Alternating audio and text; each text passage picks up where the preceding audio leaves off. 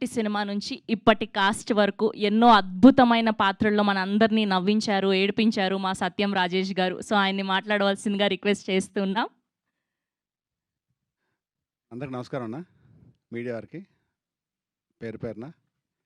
ఈ cinema caste అని ఓ different script తోటి, అంటే ప్రతి వాళ్ళు చెప్తారా కొత్త పాయింట్ అని. కొత్త పాయింట్ కాదు, ఎవరు టచ్ అయిన పాయింట్ అది, చాలా సెన్సిటివ్ పాయింట్ అది. కథ చెప్పినప్పుడు ఫస్ట్ నేను అడిగిన క్వశ్చన్ ఏంటంటే, ఇది ఒప్పుకుంటారా ఈ సెన్సార్ వాళ్ళని? ఫస్ట్ అడిగిన క్వశ్చన్ అంటే ఇజ్ ఇట్ పాసిబుల్ అని. సో ఫస్ట్ మా జంపన్న కథ చెప్పడం, అది చెప్పి ఇప్పుడు మాట్లాడే స్పీచ్ చాలా చాలా కాన్ఫిడెంట్గా, అంతే కాన్ఫిడెంట్ సినిమా తీశారు.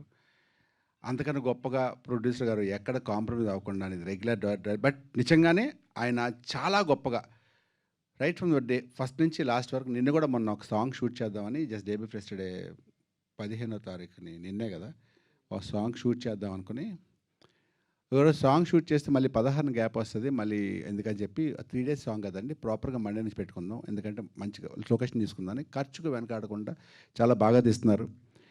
ఈ సినిమాలో వరుణ్ సందేశ్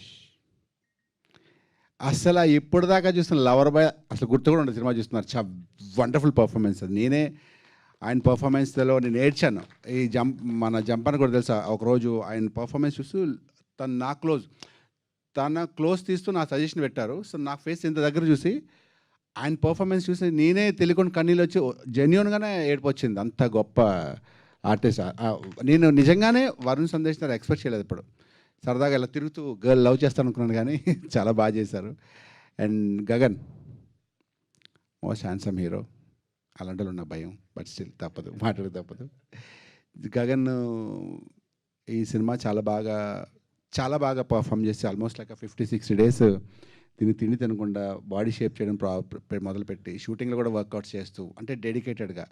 మేమందరం బిర్యానీలు తింటుంటే ఇది మాత్రం నేను తినకుండా పక్కనే కూర్చొని, అన్న నేను తినకూడదన్న అని చెప్పి, ఏమంటే వాళ్ళు షర్ట్ ఇప్పాలన్న అని చెప్పి అని పాప. అంటే నేను చెప్పేది ఏంటంటే, ప్రతి ఒక్కరు ఇండస్ట్రీలో వచ్చిన ప్రతి ఒక్కరు డెడికేషన్, ఆ గొప్పతనం, ఏదో సాధించాలని తపన 100% సాధించి తీరుతారు కష్టపడితే. So I wish you all the best Gagan, best of luck. And మా ప్రొడ్యూసర్ కూడా చెప్పాను, డైరెక్టర్ గారిని చెప్పాను, ఈ సినిమాలో ఇంకందరూ అయిపోయారు. నెక్స్ట్ అలాగే అవడా రవి అయితే నెక్స్ట్ పింగ్ పాంగ్, అందులో ఒక మంచి క్యారెక్టర్ చేశాడా, అలాగే చేశారు. పృథ్వీ గారు చేస్తారు, నాగబాబు గారు చేస్తారు, హీరోయిన్ టీవీ గారు మంచి క్యారెక్టర్ చేస్తారు, ఒకవే. అండ్ లాస్ట్ మా మెయిన్ ఆనెస్ట్లీ రవికి నాకు ఆల్మోస్ట్ లైక్ ఆ 2015 నుంచి ఫ్రెండ్షిప్ అనమాట. రవి అప్పుడప్పుడు వచ్చాడు కొత్తగా, కాదా 15 కదా, అవునా, ఓకే ప్రాబ్లం. అయితే రవి సినిమా అంతా చూసి డబ్బింగ్ చెప్తే సిచ్యువేషన్ చూసినప్పుడు ఫస్ట్ ఏమడిగారంటే మనవాడిని, నాకు రవి సీన్లు పెట్టాను నేను, ఎందుకంటే రవి సీన్లు పెట్టాను నేను, ఎందుకంటే రవి సీన్లు చాలా బాగా వచ్చాయి చెప్పేవాడు. అండ్ జెన్యూన్గా హ్యాండ్సమ్ యాంకర్ రవి నుంచి యాక్టర్ రవిగా అవుతాడు. ఈ సినిమా తర్వాత గ్యారెంటీగా మంచి ఆర్టిస్ట్ అవుతాడు. అండ్ తిను కూడా హీరోగా సినిమా చేస్తున్నాను, చెప్పలేదు మీకు. మళ్ళీ మనందరం అప్పుడు కలుద్దాం, అప్పుడు నేను దాన్ని పిలవపైన చీఫ్ గెస్ట్గా వస్తాను. అది చాలా మంచి సినిమా చేస్తున్నాడు, పెద్ద సినిమా అలవా మాకు తెలిసేవన్నీ. ఓకే, సో ఎంటైర్ టీమ్కి ఆల్ ది బెస్ట్ చెప్పడం రెగ్యులర్. కానీ ఇలాంటి ప్రొడ్యూసర్లు ఇండస్ట్రీలో చాలామంది రావాలి. ఈ సినిమా సక్సెస్ అవ్వాలి. సక్సెస్ వచ్చి ఇప్పుడున్న పరిస్థితుల్లో ప్రతి ఒక్కరు బిజినెస్ గురించి ఆలోచిస్తున్నప్పుడు, థియేటర్కి ఆడియన్స్ వచ్చే పరిస్థితి లేకుండా ఉన్నప్పుడు, మీరు దయచేసి మీరు సినిమా చూసిన తర్వాత 1% నచ్చిన ప్రమోట్ చేయండి ప్లీజ్. థియేటర్కి వచ్చినట్టు చేయండి ఏదో ఒకటి. మేము అంతకన్నా నేను చేయలేం. ఏ సినిమాకి ఓపెనింగ్స్ ఉంటావో ఏముంటో తెలియదు కాబట్టి మేము కష్టపడ్డాం, ప్రొడ్యూసర్ గారు కానీ డైరెక్టర్ కానీ మీ అందరు కానీ. మిగతాది మీ చేతిలో ఉంది. Once again thank you so much and love you. And last but not least, and మా అభిమాన యాంకర్ స్రవంతి గారికి వన్స్ అగైన్ ధన్యవాదాలు. Thank you so much. Thank you so much.